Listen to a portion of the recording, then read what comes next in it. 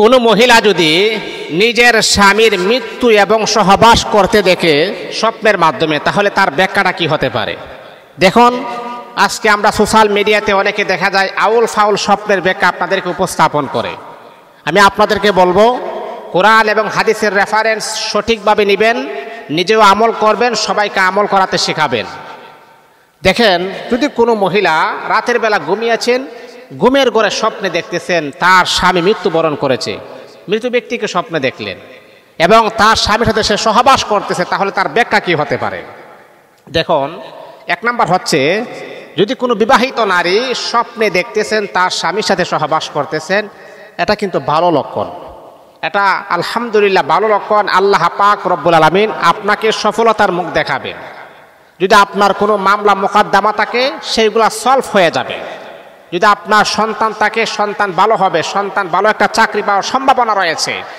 কিন্তু হ্যাঁ, যদি কোনো অবিবাহিত নারী যাদের বিবাহ হয় নাই, আপনি যদি স্বপ্নে সহবাস করতে দেখেন, তাহলে মা সাবধান, আপনার বিভিন্ন ধরনের বিপদ আপদ বালা মুসিবত আপনার উপর আসতে পারে, আপনার সংসারে ক্ষয়ক্ষতি হতে পারে, আপনার আর্থিক অবস্থা দুর্বল হতে পারে। এই জন্য এগুলা থেকে সাবধান আমাদের থাকতে হবে। দ্বিতীয় নাম্বার হচ্ছে, যদি স্বপ্নে আপনি দেখেন আপনার স্বামীকে মৃত অবস্থায় দেখেন, তাহলে আমরা অনেক সময় আছি যে স্বপ্নের ব্যাখ্যাটা স্বপ্নটা দেখতে খারাপ দেখা যায়, কিন্তু আপনি জানেন স্বপ্নটা দেখতে খারাপ দেখা যাইলেও কিন্তু তার ব্যাখ্যাটা বড় সুন্দর। অনেক সময় এমন হয় স্বপ্নটা শুনতে বড় খারাপ লাগে, কিন্তু তার ব্যাখ্যাটা বড় চমৎকার, বড় সুন্দর। আপনি যদি দেখেন যে আপনার স্বামীর মৃত্যু আপনি দেখতেছেন, তাহলে বুঝতে হবে মা, আপনার স্বামীর হায়াতে বরকত হবে, আপনার স্বামীর সাথে আরো দীর্ঘকাল আরাম আয়েশে জীবন যাপন করতে পারবেন। এটা কোনো খারাপ স্বপ্ন নয়, দেখা যায় কিন্তু বাস্তবতা এটা দেখতে খারাপ, কিন্তু তার ব্যাখ্যাটা বড় চমৎকার।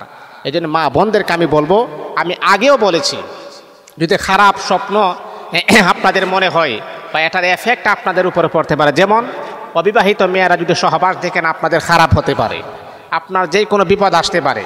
এই বিপদটাকে কিভাবে আপনি দূর করবেন? রাতের বেলা ঘুমিয়েছেন, সকালবেলা যখন আপনার চোখের সামনে যখন রাতের এই স্বপ্নগুলো ভাসতেছে, তখন আপনাকে আমি বলবো মা, আপনি আপনার সাধ্য অনুযায়ী যতটুকু আপনি পারেন আল্লাহ পাকের রাস্তায় আপনি দান করে দিবেন। অসহায় ইয়েতিম আছে, গরিব মিসকিন আছে, তাদেরকে দান করে দিবেন। আর দান করার সময় আপনি বলবেন, আল্লাহ, রাতের বেলা ঘুমের ঘরে যে স্বপ্নটা আমি দেখেছি, এটার খারাপ দিক থেকে তুমি আমাকে কুদরতিভাবে হেফাজত করো, তোমার রাস্তায় আমি দান করে দিলাম। ইনশাআল্লাহ এটা প্রতিহত করতে পারবে না, আপনার বিপদটা কেটে যাবে। আল্লাহ পাক আমাদেরকে বোঝার তৌফিক দান করো।